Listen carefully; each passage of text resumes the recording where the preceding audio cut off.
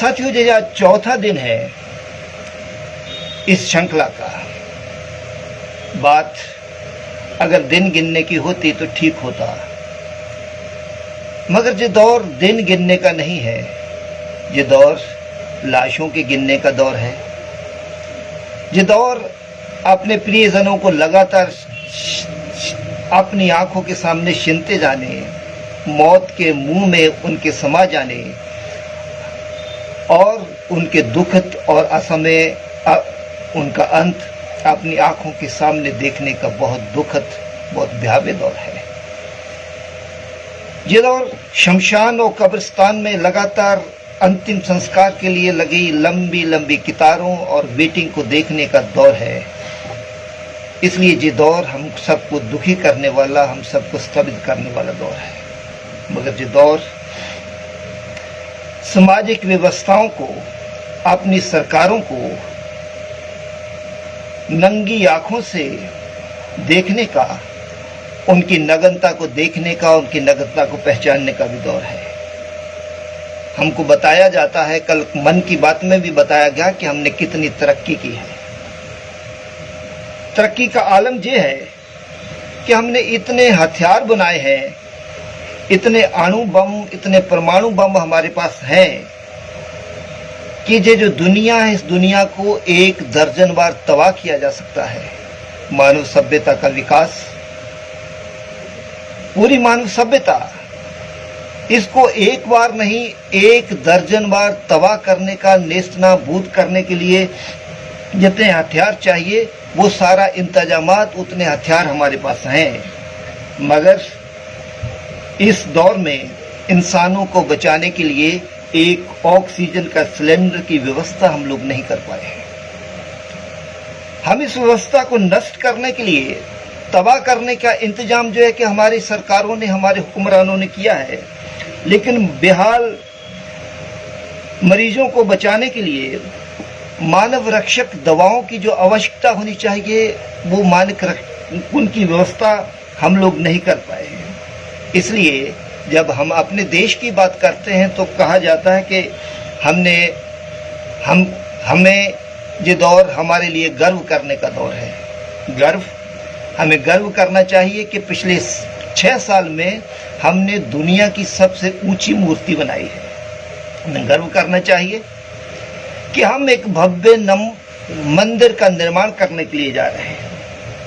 लेकिन इन 6 सालों में हमने मूर्तियां बनाई हैं, हमने मंदिरों के शिलान्यास किए हैं, लेकिन पिछले 6 साल में हम एक भी ऑल इंडिया मेडिकल इंस्टीट्यूट का निर्माण नहीं कर पाए हैं, एक भी अस्पताल का निर्माण नहीं कर पाए।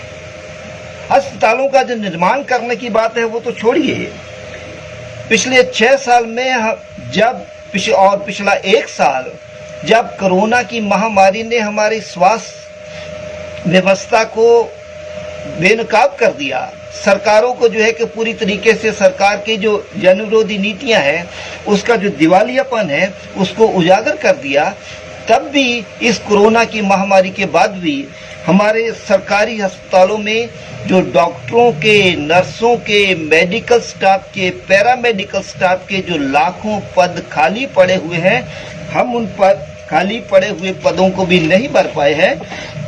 ये दौर ऐसा खतरनाक दौर है कि जब हमने अपनी आंखों से देखा है कि जब जनता दवा के लिए तरस थी तब हमारी सरकार चुनाव लड़ने के लिए मस्त थी। कितना भयावह दौर है। हमारे पूर्व सेना अध्यक्ष ने कहा है कि कारगिल युद्ध में जितने सैनिक शहीद हुए थे उससे ज्यादा लोग रोज कोरोना से मौत के मुंह में समा रहे। और आज की अखबार ने कहा है कि सरकार, राज्य सरकारों पर केंद्र की सरकार जो कहती है कि हमें गर्व करना चाहिए, जो विश्व गुरु का बनने की बात कर रही है, उस सरकार का राज्य सरकारों पर दबाव है कि कोरोना के लिए जो मृत्यु हुई है, हो रही है, उनके जो आंकड़े हैं उन आंकड़ों को कम करके बताया जाना चाहिए, और वो आंकड़े कम करके बताए जा रहे हैं। और आज की अखबार के हिसाब से जितनी मृत्यु हो रही है न्यूयॉर्क टाइम्स ने कहा है कि भारत के अंदर जितनी मृत्यु बताई जा रही है उससे 5 गुना ज्यादा मृत्यु हो रही है। ये हालत है, लोग मर रहे हैं, लोग शमशान के अंदर और कब्रिस्तान के अंदर लंबी लंबी कतारें हैं, वेटिंग चल रही है, 18-18 घंटे की वेटिंग है। लेकिन इसके बाद भी हमारे देश के प्रधानमंत्री के चेहरे पर चिंता की लकीरें नहीं हैं। हम अपने देश के प्रधानमंत्री को, गृह मंत्री को, स्वास्थ्य मंत्री को देखें, उनकी बॉडी लैंग्वेज को देखें तो लगता नहीं है कि इस देश के अंदर उनके आंकड़ों के हिसाब से ही 2 लाख और जो आज बताया गया उसके हिसाब से 10 लाख से ज्यादा लोगों की मृत्यु हो चुकी है। लोग लगातार मृत्यु का शिकार हो रहे हैं। लेकिन हमारे जो नेता हैं, हमारे जो शासक हैं, उनकी बॉडी लैंग्वेज से लगता नहीं है कि इतनी बड़ी महामारी हमारे देश के अंदर है। उनके लिए ये सिर्फ आंकड़ा है जिसको छिपाना है। लेकिन मौत का अर्थ सिर्फ आंकड़ा नहीं होता। मौत का अर्थ बुढ़ापे में किसी बूढ़े बाप के हाथ की लाठी को छिन जाना होता है। मौत का अर्थ किसी मासूम बच्चे के चेहरे से उसकी माँ का, उसके बाप का छिन जाना होता है। मौत का अर्थ किसी बहन के लिए उसके भाई की कलाई का हमेशा हमेशा के लिए जुदा हो जाना होता है। लेकिन ये जो हमारे हुक्मरान हैं, ये जो इतना बड़ा संकट है, उस संकट के बीच में भी क्या कहते हैं? चुनावी सभा में हमारे प्रधानमंत्री कहते हैं कि उनकी जहां तक निगाह जाती है वहां पर जनता ही जनता है, वहां तक जनता ही जनता है। उनको भीड़ दिखाई देती है, उनको मतदाता दिखाई देते हैं। लेकिन काश हमारे हुक्मरानों को शमशान में जलती हुई लाशें और अंतिम संस्कार के लिए 18-18 घंटे तक इंतजार करते हुए बदहवास लोग दिखाई देते हैं। काश हमारे हुक्मरानों को अपने प्रियजनों को बचाने के लिए दवा और ऑक्सीजन के एक सिलेंडर के लिए का इंतजाम करने के लिए बदहवास लोग दिखाई देते, भटकते हुए लोग दिखाई देते। काश ऑक्सीजन के अभाव में हर रोज सैकड़ों सांसें जो टूट रही हैं, उनकी सिसकियां हमारे हुक्मरानों को दिखाई देती। लेकिन वो ये सब कुछ नहीं देख पाते हैं। और हमारा अनुभव क्या बताता है? हमारा अनुभव ये बताता है कि वो सरकारें जो दक्षिणपंथी सरकारें हैं, वो सरकारें जो भावना के आधार पर, जो जाति के नाम पर, जो नस्ल के नाम पर, जो रंग के नाम पर जीत कर आई हैं, वहां पर महामारी ज्यादा फैली है। वो अमेरिका है, वो ब्राजील है, वो इंग्लैंड है, वो हमारा भारत है। और हम ये देख रहे हैं कि इस महामारी के दौर में भी किस तरीके से आपदा को अवसर में बदलने की कोशिशें, कॉरपोरेट घराने किस तरीके से अपनी जो संपत्तियां हैं, अपने जो मुनाफे हैं, उन मुनाफों को किस तरीके से बढ़ाने के लिए लगे हुए हैं। और किस तरीके से बढ़ाया जा रहा है? यूएनओ ने कहा है कि 2020 में 90% जो विकासशील देश हैं, उनकी जो प्रति व्यक्ति आय है, उस आय के अंदर गिरावट आई है। 90% विकासशील देशों की प्रति व्यक्ति आय कोरोना के काल में 2020 में गिरी है। यूएनओ का कहना है कि करोड़ों लोग जो गरीबी की रेखा के नीचे नहीं थे पहले, कोरोना के बाद गरीबी की रेखा के नीचे पहुंच गए हैं, उनका रोजगार छिन गया है। कोरोना, यूएनओ ने कहा है कि करोड़ों बच्चे ऐसे हैं, 1 खरब के आसपास बच्चे ऐसे हैं जिन बच्चों की शिक्षा इस कोरोना की वजह से प्रभावित हुई है। और ये केवल दुनिया की हालत नहीं है। हम अपने देश के अंदर देखें तो हमारे देश के अंदर भी आपदा को अवसर में सबसे ज्यादा तलाशा गया है। हमारे देश के जो खरपति हैं, उन खरपतियों की आय में 35% की वृद्धि इस कोरोना काल के दौर में हुई है। अंबानी पहले एशिया का सबसे अमीर आदमी बना, उसके कुछ दिन बाद वो दुनिया के 4थे नंबर का सबसे अमीर आदमी हो गया। अडानी, ये जो दोनों प्रिय हैं हमारे जो है प्रधानमंत्री जी के, और जिनके बारे में हमारे दो कहा जाता है, ये अडानी की आमदनी पिछले 1 साल की दुनिया में सबसे ज्यादा संपत्ति अर्जित करने वाला व्यक्ति, सबसे ज्यादा संपत्ति बटोरने वाला व्यक्ति अडानी हुआ है। और ये जो संपत्ति है जिसके बारे में कहा जाता है, हमारे अखबार महिमा मंडित करके कह रहे हैं कि सबसे ज्यादा मुनाफा कमाया, सबसे ज्यादा संपत्ति कमाई, उसके बारे में एक फ्रेंच अर्थशास्त्री का कहना है कि व्यक्तिगत संपत्ति सामाजिक संपत्ति की लूट है। और ये जो लूट इस देश के अंदर कितनी बड़ी है इसकी अपन कल्पना कर सकते हैं। रामदेव योगा सिखाते हैं लोगों को, और 2014 में वो उनका हमारे देश के अंदर अमीर पतियों में 45वां स्थान होता था, और अब कोरोना के खत्म होते होते अब जिस नया दौर आते आते वो उनका स्थान जो है कि वो 5वें स्थान पर पहुंच गए हैं। इस प्रकार की लूट हो रही है। और जो सबसे बड़े 100 खरपति हैं हमारे देश के अंदर, उन्होंने इस कोरोना काल में 1 साल में 2020 में 13 लाख करोड़ की संपत्ति जो है कि अर्जित की है। और ये संपत्ति तब अर्जित की गई है जब सरकार के अपने आंकड़ों के हिसाब से 14 करोड़ लोगों का रोजगार छिना है, रोजी रोटी छिनी है। 2020 की अप्रैल, ये जो 30 दिन थे 2020 के, ये दिन हमारे इतिहास में एक काले अक्षरों के अंदर लिखे जाएंगे। ये सही है कि इन लोगों की संपत्तियां बढ़ रही थी, लेकिन सरकारी आंकड़े कहते हैं कि अप्रैल 2020 में के 30 दिनों में हर घंटे 1,70,000 लोगों के रोजगार छिने हैं। ये है हालत। और उसके बाद भी कमाइयां इतनी कि अप्रैल से लेकर नवंबर 20 तक, ये जो अप्रैल से लेकर नवंबर 20 तक, इसकी तुलना अगर अप्रैल से नवंबर 19 तक की जाए तो केवल पेट्रोल की कीमतों में, पेट्रोल पर टैक्स लगाने पर जो हमारी सरकार ने जो संपत्तियां अर्जित की है, जो टैक्स अर्जित किया है, वो पिछले साल की तुलना में 62,000 करोड़ का अतिरिक्त टैक्स जो है कि अर्जित किया है। और इतनी संपत्तियां हैं कि हमारे देश के अंदर जो 10 बड़े खरपति हैं, उन्होंने इस कोरोना काल के अंदर जितनी संपत्ति कमाई है, जितना मुनाफा कमाया है, उस मुनाफे उस संपत्ति को अगर मनरेगा, देश के अंदर जो मनरेगा की योजना है उसको अमल में लाने के लिए अगर लागू कर दिया जाए तो अगले 10 साल तक मनरेगा की सफल योजना जो है चलाई जा सकती है। ये है हालत। लेकिन इसके बाद जो है कि हमारी सरकार का एजेंडा क्या है? सरकार का एजेंडा सिर्फ, ये जो मैं पृष्ठभूमि बता रहा था उसके बाद मैं कहना चाहता हूं सरकार का एजेंडा क्या है। सरकार का एजेंडा सिर्फ आपदा में अवसर तलाशना नहीं है। सरकार का एजेंडा सिर्फ राम मंदिर नहीं है, राम मंदिर माध्यम हो सकता है।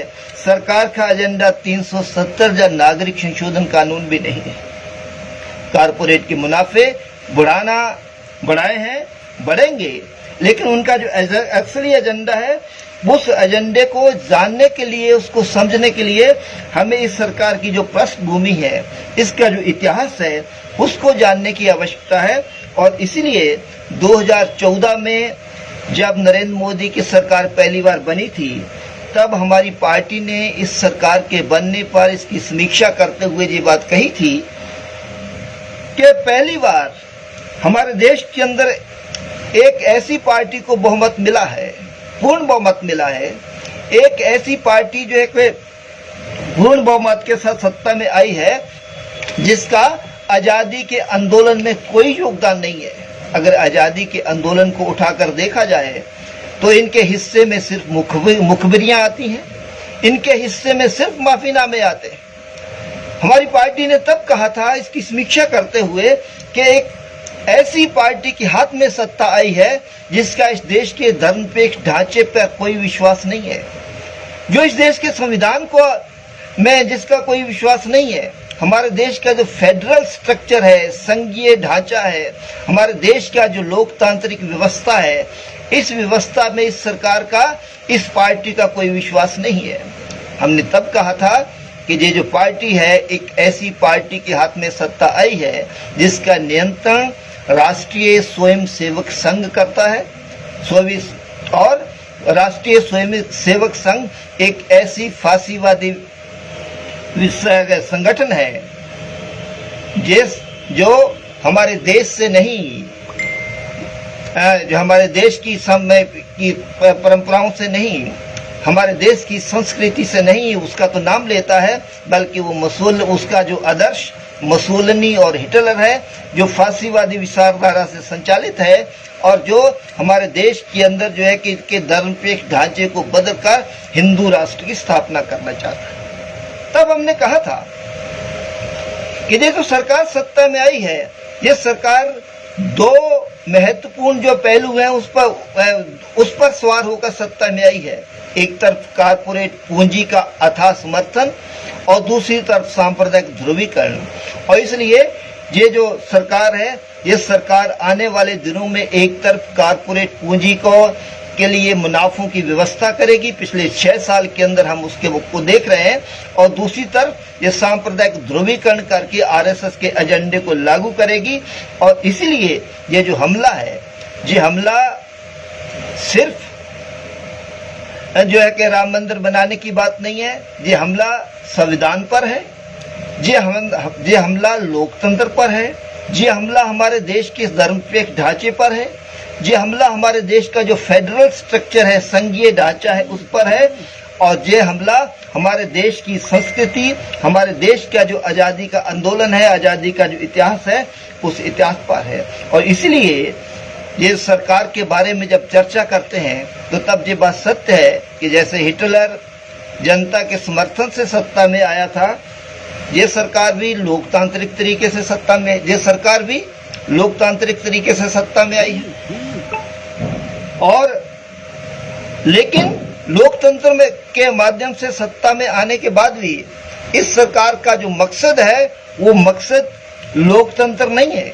लोकतंत्र को बचाना, लोकतंत्र को मजबूत करना, लोकतांत्रिक परंपराओं की हिफाजत करना, उनको सुरक्षित करना, उनका जनता के बीच में ले जाना, उसकी जड़ें मजबूत करना, इसका मकसद नहीं है, बल्कि इस सत्ता में आने के बाद लोकतंत्र को खत्म करने, उसकी जड़ें कमजोर करने के लिए लगी हुई है। और इसलिए हमें याद करना चाहिए कि जब हिटलर सत्ता में आया था तो उसके बाद उसने संसद के लिए क्या कहा था? उसने संसद के बारे में कहा था कि ये गपबाजी का अड्डा है, ये जो गपबाजी की अड्डेबाजी है, अखाड़ेबाजी है, इसको खत्म किया जाना चाहिए। हमारी सरकार नरेंद्र मोदी की हिम्मत नहीं है कि इस तरीके से जो एक वो सीधा सीधा इसको गपबाजी का अड्डा करार दे दे। लेकिन हमारी जो संसद है, उस संसद को, संसदीय जो लोकतंत्र है, उसको कमजोर करने की जितनी भी कोशिश हो सकती है, वो सारी कोशिशें एक एक करके जो है कि सरकार ने वो सारी कोशिशें की है। 2014 के बाद अगर देखा जाए तो हमारी संसद की होने वाली जो बैठकें हैं, उन बैठकों में लगातार कमी आई है। हमारी पार्टी का मानना है और आमतौर पे जितने भी वामपंथी दल हैं, उन सब का मानना है कि लोग के संसद की साल में 200 दिन बैठकें होनी चाहिए। लेकिन ये लगातार 2014 से पहले का अगर देखा जाए, मैं आंकड़ों का बोझ बढ़ाकर जो है कि आपको भारी नहीं करना चाहता, लेकिन 2014 के बाद से लगातार ये जो सरकार है, सरकार के आंकड़े बताते हैं, ऐसे संसद की कार्रवाइयां बताती हैं कि संसद की जो बैठकें हैं वो लगातार इस सरकार के आने के बाद कम होती गई है। और 2020 में कोरोना काल के नाम पर इसने जो हमारा जो वर्षाकालीन सत्र था उसको नहीं बुलाया। हमारा जो विंटर सेशन होना चाहिए पार्लियामेंट का, उसको भी उसकी चढ़ा दिया। और लगातार जो है संसद की बैठकें कमजोर, लगातार जो उसकी संख्या कम हो रही है। अभी अप्रैल के महीने में अंतर्राष्ट्रीय स्तर पर 3 रिपोर्ट आई हैं भारत के लोकतंत्र को लेकर, और तीनों रिपोर्ट क्या कहती हैं? इस रिपोर्टों में क्या कहा गया है कि नरेंद्र मोदी के सत्ता में आने के बाद भारत में लोकतंत्र की स्थिति कमजोर हुई है, बदहाल हुई है। संसदीय प्रणाली को लगातार इस सरकार के आने के बाद कमजोर किया गया है। ये रिपोर्ट बताती है कि देश के अंदर जो अभिव्यक्ति की स्वतंत्रता है, वो स्वतंत्रता जो है कि कमजोर हुई है। और इसके लिए जो आंकड़े प्रस्तुत किए गए हैं, उस आंकड़ों के बारे में बताया जाता है गया है कि हमारे देश के अंदर जो संसद की कार्रवाई में होता है एक महत्वपूर्ण हिस्सा क्वेश्चन आवर, उसकी जो संख्या है उसमें लोकसभा में मोदी सरकार के आने के बाद पिछली अगर सरकार से अगर तुलना करें तो लोकसभा की में जो प्रश्न उत्तर का जो कार्यकाल है उसमें 59%, 59% और राज्यसभा में 41% की कमी इस मोदी सरकार के बाद आई है।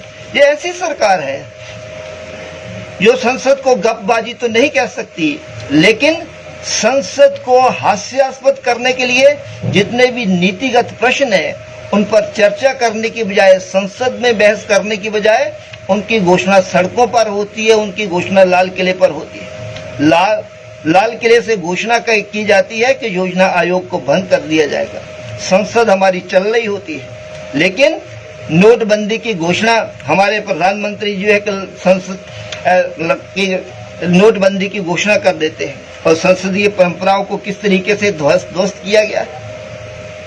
आमतौर पे जब संसद के अंदर जो है कि विभिन्न मुद्दों पे चर्चा होती है तो उसके बाद उन सारे विधेयकों पर चर्चा करने के बाद उसको ज्वाइंट पार्लियामेंट्री कमेटी जेपीसी को सौंप दिया जाता है, जहां पर विभिन्न पार्टियों के सांसद मिलकर उसके हर पहलू पर पक्ष पे चर्चा करते हैं।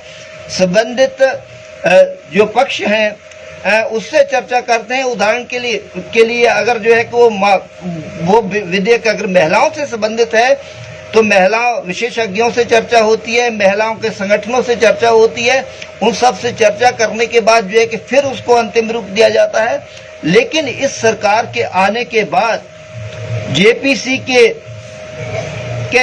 को सौंपे जाने वाले जो बिल हैं उसमें 75% की कमी जो है कि नरेंद्र मोदी सरकार के आने के बाद हुई है। और हालत तो ये है कि सांसदों को भी अधिकार विहीन जो है सरकार ने कर दिया है। हमारा लोकतंत्र क्या कहता है?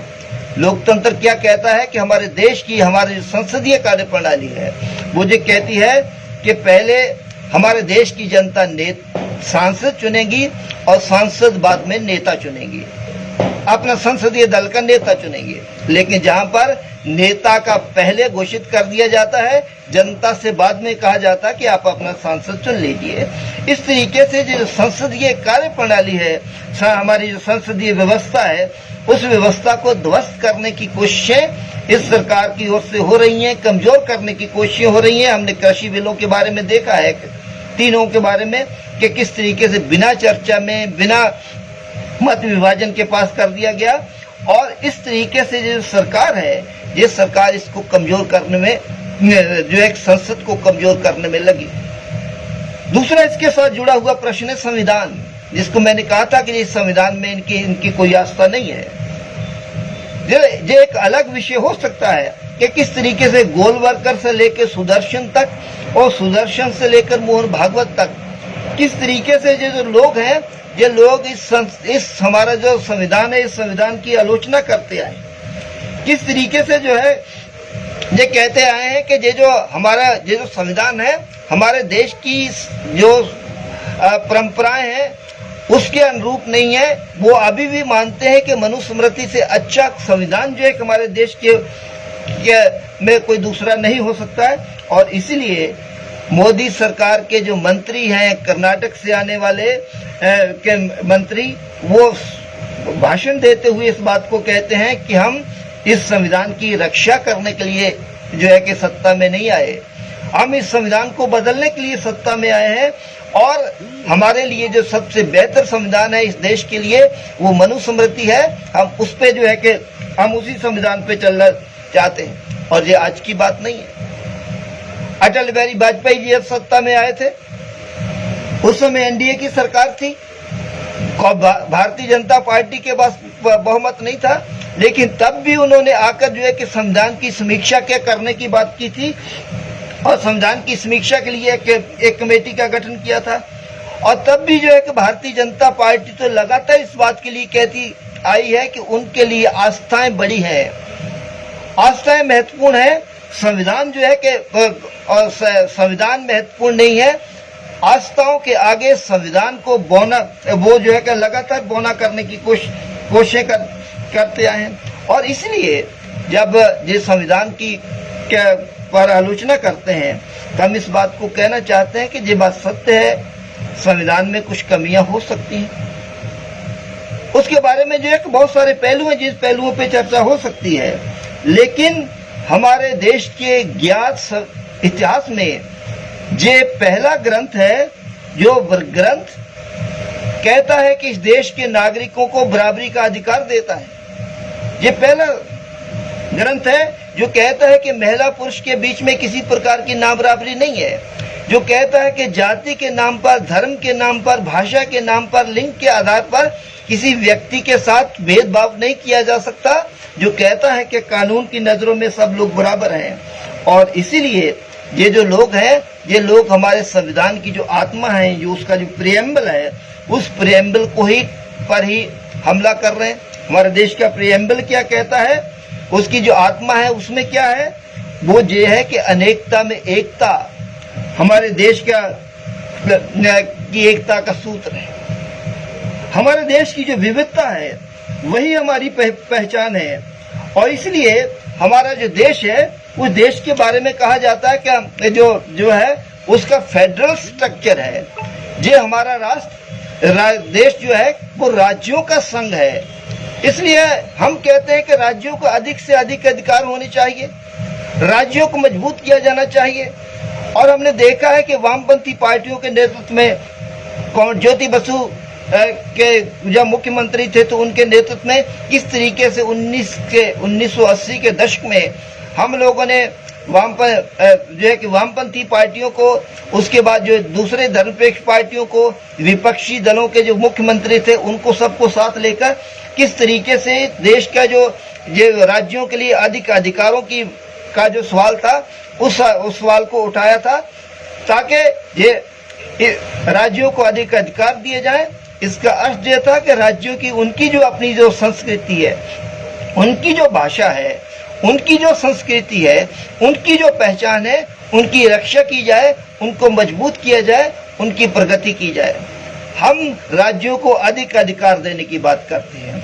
हम देश की जो विविधता है उन विविधताओं को मजबूत करने की, हम उनको जो है कि ये जो हमारी अलग अलग संस्कृतियां हैं उनको पूरा सम्मान देने की, उनकी भाषा को जो है कि उनकी प्रगति की बात करते हैं और कहते हैं कि उनकी प्रगति करके ही हम अपने देश को मजबूत कर सकते हैं। लेकिन वो क्या कहते हैं, वो कहते हैं कि अगर राज्य मजबूत होंगे तो केंद्र कमजोर हो जाएगा। वो केंद्र को मजबूत करके राज्यों को कमजोर करना चाहते हैं। और शुरू से ही उनका मकसद क्या है, वो कहते हैं कि एक राष्ट्र, एक धर्म, एक भाषा, हिंदी, हिंदू, हिंदुस्तान। उसके आगे फिर दूसरे धर्मों का कोई जगह नहीं है। अगर हिंदी की बात है तो फिर जो हमारे देश के अंदर जो दूसरी भाषाएं हैं, उन दूसरी भाषाओं का जो दर्जा है वो दोयम दर्जे का हो, और उसको जो है वो दोयम दर्जे पर लाके खड़ा करते। जब वो एक धर्म की बात करते हैं तो हमारे देश के अंदर जो दूसरी आस्थाओं को मानने वाले लोग हैं उनको जो है कि दोयम दर्जे का नागरिक लाकर खड़ा कर बना देते हैं। इसलिए वो एक संस्कृति के अधीन देश की जितनी भी संस्कृतियां हैं, जितनी भी विविधता हैं, उन सारी विविधताओं को जो है कि वो खत्म करना चाहते हैं। और ये जो हमले हैं, ये हमले अलग अलग तरीके से हैं। जब उनके पास जितना भी उनके पास जो एक सत्ता आती है उसका इसी तरीके से वो इस्तेमाल करते हैं। हमने देखा है कि राज्यसभा जो राज्यों की सभा है, इसमें राज्यों का प्रतिनिधित्व होता है। लेकिन जब अटल बिहारी वाजपेयी की सरकार आई तो उसमें उन्होंने संशोधन किया। पहले राज्यों की सभा में, राज्यसभा के लिए चुने जाने के लिए उस राज्य का नागरिक होना बहुत आवश्यक था।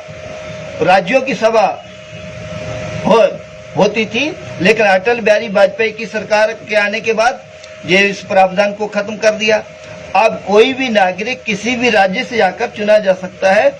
और इसलिए जो है कि राज्यसभा को खत्म कर इसलिए केवल राज्य सभा के लिए जो चुनाव है, उस राज्य का जो के नागरिक को जो चुने जाने का अधिकार था, केवल उसको खत्म नहीं किया है, राज्यसभा को भी कमजोर किया है।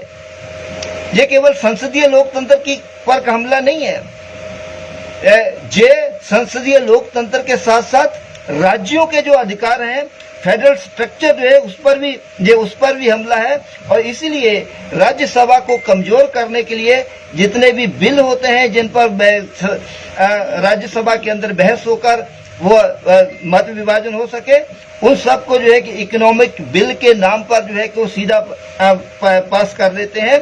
इस तरीके से जो है कि वो हमारे देश का जो फेडरल स्ट्रक्चर है, उस स्ट्रक्चर पर जो है कि हमला कर रहे हैं। और इसी हमले के रूप में देखा जाना चाहिए 370 को लेकर जिस तरीके का जहर उन्होंने उगला था हमारे देश की जनता के दिलों में, वो सच्चाई नहीं है। सच्चाई ये है कि 370 क्या था? 370 भारत की जनता और कश्मीर की जनता के बीच में एक अनुबंध है। 370 भारत की उस समय की जो कॉन्स्टिट्यूंट असेंबली थी और जम्मू कश्मीर की जो कॉन्स्टिट्यूंट असेंबली थी, उसके बीच किया गया इकरारनामा है, उसके बीच किया गया अनुबंध है। और अनुबंध को एक तरफा नहीं तोड़ा जा सकता। इसलिए इस सरकार की ओर से क्या किया गया, पहले वहां की जो विधानसभा है उस विधानसभा को भंग कर दिया गया। और विधानसभा को भंग करने के बाद एक तरफा जो है 370 को खत्म कर 370 को खत्म कर दिया गया। ये हमारे एक राज्य के अभी तक क्या होता था, अभी तक हम राज्यों को अधिक अधिकारों की बात करते थे, राज्यों के लिए और स्वायत्तता की बात करते थे।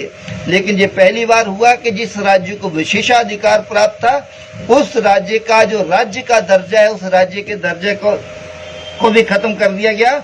और बात केवल इतनी नहीं है, ये केवल हिंदी हिंदू हिंदुस्तान नहीं कहते हैं, ये देश की विविधता को अलग अलग तरीके से खत्म करते हैं। वो किस तरीके से खत्म हो रहा है? अब वो जीएसटी ले आए। नारा क्या है कि एक देश एक धर्म एक भाषा। उसके बाद दूसरा नारा क्या आया, एक देश एक राष्ट्र और एक कर होना चाहिए, एक राष्ट्र एक टैक्स। और उसके बाद अब वो इस फेडरल स्ट्रक्चर को खत्म करने के लिए, हमारी संसदीय प्रणाली को खत्म करने के लिए क्या कहते हैं कि एक देश के अंदर सारे चुनाव भी एक साथ होने चाहिए, एक राष्ट्र एक चुनाव। अलग अलग और जो समय पर जो चुनाव होते हैं, उन चुनावों को अगर अभी जिस तरीके से विधानसभाओं के चुनाव अलग अलग समय पर होते हैं, 5 साल का जो कार्यकाल होता है, जब बीच में फिर कोई जो है कि सरकार के गिर जाने से, पार्टी के विभाजित हो जाने से या गठबंधन के टूट जाने से जो दोबारा सरकार जो एक सरकार के गिर जाने के बाद जो एक दोबारा चुनाव का प्रावधान है, उसको खत्म करने के बाद वो कहते हैं कि एक बार चुनाव हो गया तो 5 साल तक। इस तरीके से वो जो है एक राष्ट्र एक भाषा एक धर्म, उसके बाद एक राष्ट्र एक चुनाव, एक राष्ट्र एक टैक्स, और उसके बाद एक देश एक कानून, और उसके बाद अब तो जहां तक कह रहे हैं कि एक राष्ट्र एक नेता। इस तरीके से जो है कि जो एक के बाद एक जो हमले हैं, वो हमले हमारे देश का जो फेडरल स्ट्रक्चर है उस स्ट्रक्चर पर कर रहे हैं। ये चीजें हैं जिन चीजों को समझने की आवश्यकता है। और उसके बाद आता है मनुस्मृति, जिसको वो हमारे देश के ऊपर लागू करना चाहते हैं। जब वो हमारे संविधान पर हमला करते हैं, गोलवलकर ने बंच ऑफ थॉट के अंदर ये बात कही थी कि ये जो हमने लोकतंत्र अपनाया है, ये लोकतंत्र को, ये जो मतदान की जो व्यवस्था है, इसको गोलवलकर ने कहा था कि ये तो मुंडगणना है। उनका कहना था कि ये जो अधिकार है, मताधिकार, ये सबको जो मताधिकार दे दिया है, ये हमारे देश के लिए ठीक नहीं है। मताधिकार केवल उनको दिया जाना चाहिए जो सोच समझकर वोट दे सकते हों। और इसलिए इसका अर्थ क्या है? इसका अर्थ यह है कि जो वंचित तबके हैं, जो दलित हैं, जो पिछड़े हैं, जो आदिवासी हैं, उन सबको जो है कि उन सबको को मताधिकार नहीं होना चाहिए। मताधिकार किसको होना चाहिए? मताधिकार उसको होना चाहिए जो संपत्तिहीन है, जो बुद्धि जिसके पास संपत्ति है, जो संपन्न है, जिसके पास सोचने की क्षमता है। और हमारे देश के अंदर सोचने की क्षमता वर्ण व्यवस्था के तहत किसके पास है, ये बात बताने की आवश्यकता नहीं है, ये सब जानते हैं। और दूसरी बात, इसको वो सही तरीके से मतलब जो है कि सीधे सीधे लागू नहीं कर रहे, तो किस तरीके से लागू किया जा रहा है? उसके लिए लाया जा रहा है नागरिक संशोधन कानून।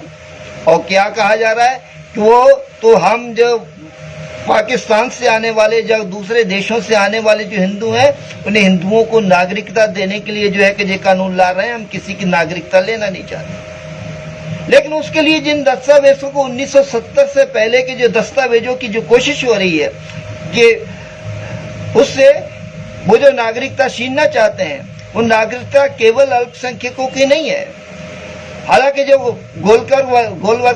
गोलवलकर साहब ने तभी कहा था कि हमारे देश के अंदर जब हिंदू राष्ट्र का निर्माण होगा तो उसमें बाकी के लोग, बाकी धर्मों को मानने वाले लोग तो रह सकते हैं, लेकिन उनके जो नागरिक अधिकार नहीं होंगे, उनको दोयम दर्जे का नागरिक बन के रहना पड़ेगा। और अब नागरिक संशोधन कानून के तहत उसी व्यवस्था की तरफ जो है के तरफ बढ़ने की इनकी कोशिश है और उसी तरफ बढ़ रहे हैं। और केवल ये जो हमला है, ये हमला सिर्फ अल्पसंख्यकों के ऊपर नहीं है। ये बात तो सही है कि उनको भी वो भी निशाने पर हैं, लेकिन जिस तरीके से असम के अंदर ये जो हुआ है, असम का अंदर हमारे सामने जो है कि असम का अनुभव है कि किस तरीके से वहां पर जिन लोगों की नागरिकता छीनी गई है, उनमें से केवल मुसलमान नहीं है, बहुत पैमाने पर जो है कि हिंदू भी। और यही होगा, दलित अपने दस्तावेज कहां से प्रस्तुत कर पाएंगे?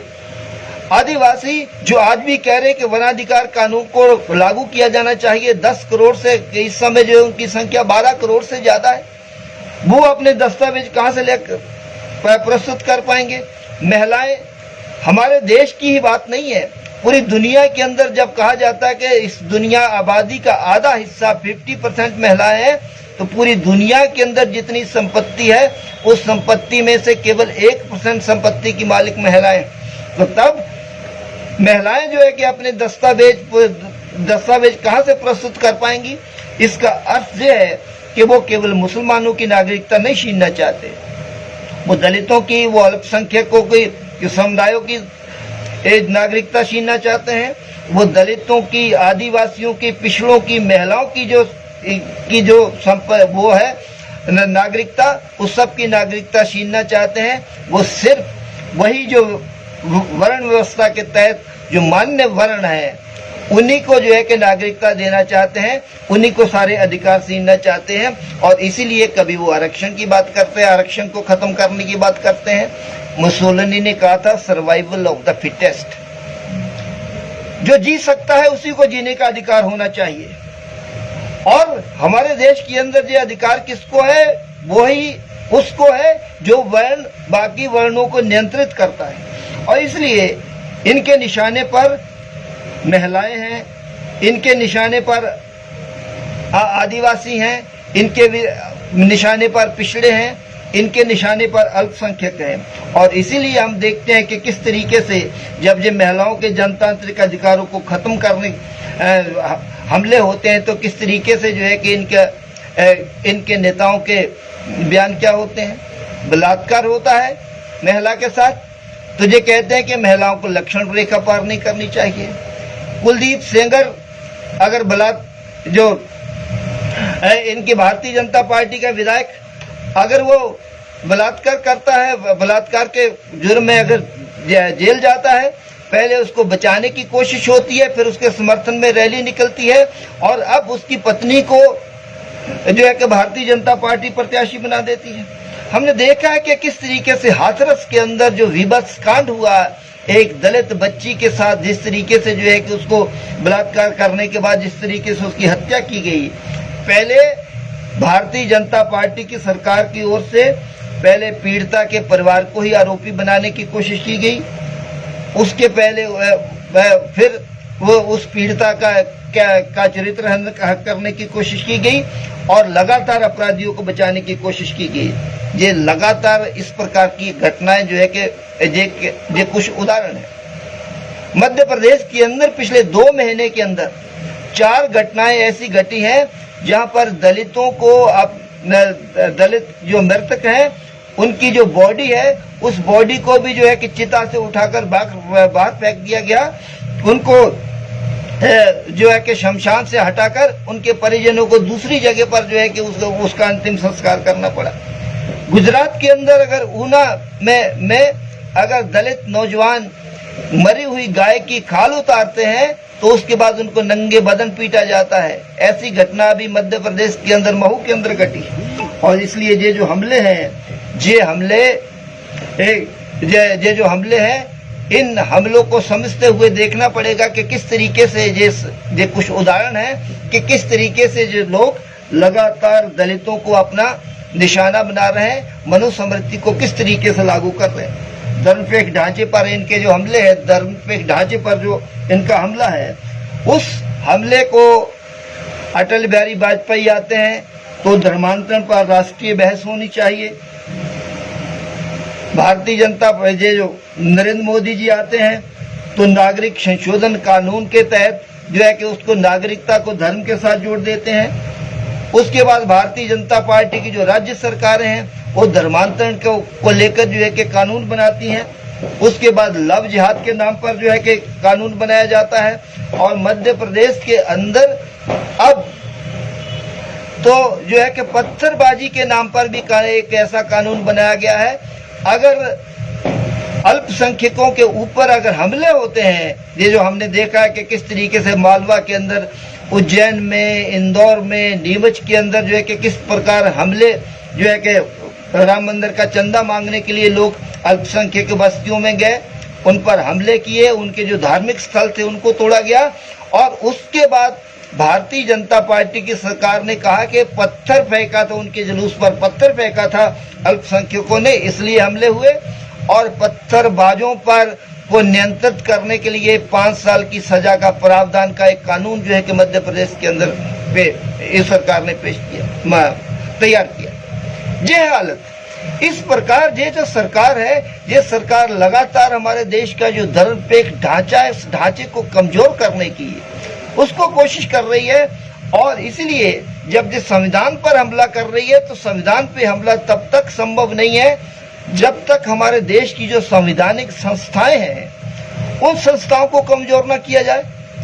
हमारे देश की जो न्याय प्रणाली है उस न्याय प्रणाली को कमजोर करने की पिछले 6 साल में जितनी कोशिशें हुई, शायद इतनी कोशिश इससे पहले हमारे देश के अंदर जो है कि इससे पहले कभी नहीं हुई। उसकी जो स्वतंत्रता है उस स्वतंत्रता को कमजोर किया गया। ऐसा पहली बार हुआ है 6 साल के अंदर कि हमारे एक सर्वोच्च न्यायालय के मुख्य न्यायाधीश ने रोते हुए एक सभा के अंदर कहा कि अगर आप न्याय करने नहीं देना चाहते तो अब आप न्यायपालिका को ही भंग कर दीजिए, न्यायपालिका को ही खत्म कर दीजिए। आज भी जो है कि जो हमारे जो हाई कोर्ट और सुप्रीम कोर्ट को मिलाकर 48% जजों के जो पद हैं, 48% का मतलब है आधे जो पद हैं जजों के वो खाली पड़े हुए हैं। अभी जो कॉलेजियम है उसने 52 नए जजों का जो एक प्रस्ताव सरकार को भेजा है। सरकार उस पर हस्ताक्षर नहीं कर रही, उनको मंजूरी नहीं दे रही क्योंकि उसमें से कुछ लोग ऐसे हैं सरकार जो जज जिनका जो प्रस्ताव आया है वो सरकार जो है सरकार के की विचारधारा से को लेकर जो है कि सरकार को संदेह है कि वो शायद उनके नियंत्रण में ना रहे, उनकी बात ना माने, इसलिए जो है कि उस पर हस्ताक्षर नहीं किए जा रहे। ये सामान्य बात नहीं है कि जस्टिस लोहिया कांड में गुजरात हाई कोर्ट का एक जज, उसके सामने जब मामला आता है तो हाथ जोड़कर कह देता है कि इसको किसी दूसरे को सुनवाई के लिए भेज दीजिए। इस मामले की सुनवाई करने की हिम्मत मुझ में नहीं है। सुप्रीम कोर्ट के हाथ कांप रहे हैं एक मुजरिम को, एक न्यायाधीश की हत्या के मामले की जांच करने के लिए अगर हाईकोर्ट के न्यायाधीश के हाथ कांप रहे हैं तो हमारे देश की न्याय व्यवस्था की क्या हालत होगी, उसकी अपन कल्पना कर सकते हैं। और उसमें कौन दोषी है? हमारे देश का गृह मंत्री। संदेह किस पे है? हमारे देश के गृह मंत्री पर। तो क्या किस हद तक जो है कि हमने अपनी न्यायपालिका को कहां तक पहुंचा दिया है, और कहां तक आने के बाद जो है कि सब करने के बाद अब जो है कि हमारी न्यायपालिका जो है कि किस तरीके से हमारी सरकार के किस तरीके से शिकंजे में है, किस तरीके से जो है कि उसके एक अंग के रूप में उसकी सुरक्षा करने के लिए किस तरीके से काम कर रही है। मैंने धारा 370 का जिक्र किया कि किस तरीके से संवैधानिक परंपराओं को तोड़ते हुए किस तरीके से इसको जो है कि उन्होंने पारित जो है कि 370 को खत्म किया। लेकिन 370 को खत्म करने के खिलाफ और उसके बाद जिस तरीके से जो है कि कश्मीर को खुली जेल के अंदर तब्दील कर दिया गया, अभी भी वहां के नागरिकों के जो जनतांत्रिक अधिकार हैं अभी वो वहां पर अधिकार नहीं है। और उसके खिलाफ अगर सुप्रीम कोर्ट के अंदर एक जो है कि रिट दायर की हुई है, 2018 से लेकर आज तक उसकी सुनवाई करने का जहां पर जो है कि संविधान का खुला उल्लंघन हुआ है, जहां पर हमारे देश में एक राज्य के नागरिक जो है कि खुली जेल में कैद है, वहां का जो 370 की सुनवाई करने का समय पिछले 18 से लेकर अभी तक हमारे देश की सरकार को नहीं, हमारे देश की जो सुप्रीम कोर्ट है उसको जो है उसका के लिए समय नहीं मिला। नागरिक संशोधन कानून, उसके खिलाफ जो है कि जो रिट दायर हुई है उस पर चर्चा करने के लिए, उस पर निर्णय करने के लिए, उस पर बहस करने के लिए हमारे जो सुप्रीम कोर्ट है उसके पास समय नहीं है। इलेक्टोरल बॉन्ड, ये जो सरकार ने कह दिया था कि ये जो बड़े बड़े कॉरपोरेट घराने हैं, जिसके बारे में हम लगातार हमारी पार्टी ये मांग करती आई है कि अगर हम देश के अंदर जो चुनाव प्रणाली को सुधारना चाहते हैं कि चुनाव के लिए जो खर्चा है वो खर्चा जो है कि सरकार को उठाना चाहिए। और ये जो कॉरपोरेट पूंजी है, अगर कॉरपोरेट घरानों को अगर चंदा देना है तो सरकार को चंदा दे, और उसके बाद जो है कि ये जो पार्टियों को जो चंदा दिया जाता है उससे जो है कि जिस प्रकार वो सरकार को नियंत्रित करने की जो कॉरपोरेट पूंजी कोशिश करती हैं, उससे जो है कि उससे मुक्ति मिलनी चाहिए। और मुक्ति दिलाने के बजाय नरेंद्र मोदी सरकार ने क्या किया, उन्होंने इलेक्टोरल बॉन्ड जारी किए। वो बॉन्ड जो है कि जाके जो है कि वो चंदा जो है कि वो बैंक में जमा करेंगे, एसबीआई में जमा करेंगे, और उसके बाद वो एसबीआई वो संबंधित पार्टी जो है कि एसबीआई से जाके जो कि इलेक्टोरल बॉन्ड खरीदेगी, और उससे जो है कि वो पैसा कहां से आया, किसको आया, वो पता नहीं पड़ेगा। लेकिन वो पैसा जाता कहां है? 2018 में इलेक्टोरल बॉन्ड 222 करोड़ के जो है कि इलेक्टोरल बॉन्ड जो है कि वो राजनीतिक पार्टियों के पास पहुंचे। 222 में से 222 करोड़ में से 210 करोड़ का चंदा सिर्फ भारतीय जनता पार्टी को मिला है। 94% चंदा जो है को भारतीय जनता पार्टी को इस दौरान जो है कि मिला है। और चंदा देने वाले लोग कौन से हैं? उनमें से 90% लोग ऐसे हैं इलेक्टोरल बॉन्ड देने वाले कॉर्पोरेट घराने जिन्होंने 1 करोड़ से ज्यादा का जो है कि इलेक्टोरल बॉन्ड दिया है। और इसका असली मकसद क्या है? इसका असली मकसद क्या है कि वो कॉर्पोरेट घरानों को नियंत्रित करके अपनी सत्ता को बनाए रखना चाहते हैं। और इसलिए इलेक्टोरल बॉन्ड एसबीआई के माध्यम से जाते हैं, एसबीआई को सरकार नियंत्रित करती है। और इसलिए अगर वो कॉर्पोरेट घराने अगर भारतीय जनता पार्टी को चंदा देते हैं तो वो कहां से आया वो पता नहीं पड़ता है। लेकिन इलेक्टोरल बॉन्ड अगर दूसरी पार्टी को जाता है तो पता पड़ जाता है, तो सरकार जान सकती है कि वो किस कॉर्पोरेट घराने ने किस दूसरी विपक्षी पार्टी को पैसा दिया है। और इसलिए इसके डर के मारे जो है कि दूसरी किसी राजनीतिक पार्टी को कॉर्पोरेट घराने चंदा नहीं देते। इसलिए जो है कि 2018 में एक रिट दायर हुई कि इलेक्टोरल बॉन्ड पे जो है कि रोक लगनी चाहिए। और 2018 के बाद अब हमारी जो न्यायालय है, सुप्रीम कोर्ट है, उसने आकर अब उस पर चर्चा की है और चर्चा करने के बाद उसके सारे पक्षों को देखने के बाद देखकर जो निर्णय करना चाहिए था कि 2008 किस प्रकार सिर्फ एक ही पार्टी को चंदा मिल रहा है, किस प्रकार जो है कि वो जो है कि कॉर्पोरेट घराने पर जो है कि एक ही पार्टी किस प्रकार से नियंत्रित कर रही है, उसकी बजाय हमारे सुप्रीम कोर्ट ने क्या कहा है कि 2018 से लेकर अभी तक ऐसा कोई व्यवधान पैदा नहीं हुआ है। इसलिए जो है इलेक्टोरल बॉन्ड से जिस प्रकार से चंदा मिल रहा है पार्टियों को मिलते रहना चाहिए।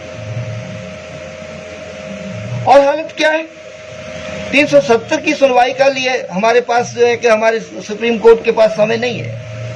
नागरिक संशोधन कानून की सुनवाई के लिए समय नहीं है। लेकिन उसके बाद अर्नब गोस्वामी पर अगर जो है कि टीआरपी घोटाले के तहत जो है कि उसको अगर बंद कर दिया जाता है तो उसकी सुनवाई करने के लिए जो है कि हमारे सुप्रीम कोर्ट के पास समय है। उसको जो है कि बेल दिए जाने के लिए समय है। और उधर हाथरस का जो बलात्कार कांड हुआ, उस कांड को कवर करने के लिए जो पत्रकार जा रहा था, उस पत्रकार आज भी जेल के अंदर है। उसको सुनवाई करके उसको रिहाई करने का जो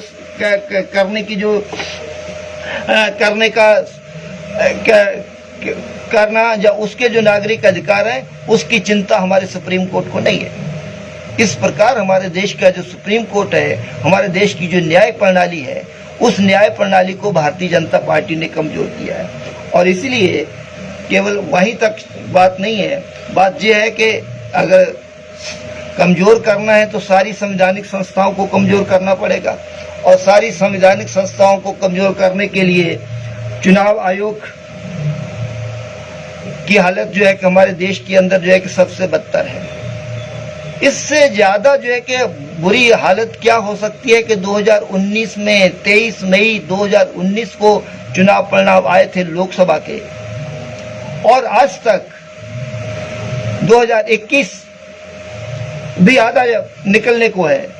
2.5 साल के अंदर जो है कि अभी भी अगर सुप्रीम को चुनाव आयोग की अगर वेबसाइट पे जाएं तो कुल हमारे देश के अंदर कितने वोट पड़े, किस पार्टी को किस विधानसभा किस संसदीय क्षेत्र के अंदर कितने वोट पड़े, कितने वोट मिले, किस राजनीतिक पार्टी को कितने वोट मिले, उसका जो कुल मिलाकर जो उसकी जानकारी अभी तक जो है कि चुनाव आयोग की वेबसाइट पे उपलब्ध नहीं है।